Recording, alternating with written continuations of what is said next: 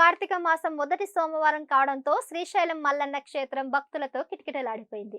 తెల్లవారుజాము నుంచి పాతాళ గంగలో వేల మంది భక్తులు పుణ్య స్నానాలు చేశారు. ఉదయం 4 గంటల నుంచి భక్తులు గంగ ఘాట్ల వద్ద గుమిగూడి పవిత్ర జలాలు స్నానం చేస్తూ మల్లికార్జున స్వామి ఆశీస్సుల కోసం ప్రార్థిస్తున్నారు. కృష్ణా నది తీరంలో భక్తి భావంతో భక్తులు మొక్కులు చెల్లించుకుంటున్నారు. అలాగే మల్లికార్జున స్వామికి దీపారాధన, గుడి పరిసర ప్రాంతాల్లో భక్తులు వేల దీపాలను వెలిగించి మల్లికార్జున స్వామి వారికి ఘనంగా దీపారాధన కూడా చేస్తున్నారు. కార్తీక మాస విశిష్టతను అనుసరించి భక్తులు చేతిలో దీపాలు పట్టుకొని గర్భగుడి చుట్టూ ప్రదక్షిణ చేస్తున్నారు. ఆలయ ప్రాంగణం మొత్తం దీపాల వెలుగులతో కలకలలాడిపోతుంది.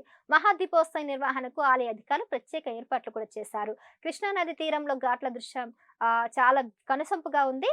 అలాగే జిల్లా పరిపాలన భద్రత ఏర్పాట్లతో పాటు భక్తుల సౌలభ్యం కోసం అదనపు మార్గదర్శకాలను కూడా ఏర్పాటు చేశారు. నదీ జలాల ప్రశాంతంగా ఉండడంతో భక్తులు నిర్భయంగా స్నానాలు ఆచరించారు. ఘాట్ల వద్ద స్వచ్ఛత పాలించే విధంగా ప్రత్యేక టీంలను కూడా ఏర్పాటు చేశారు.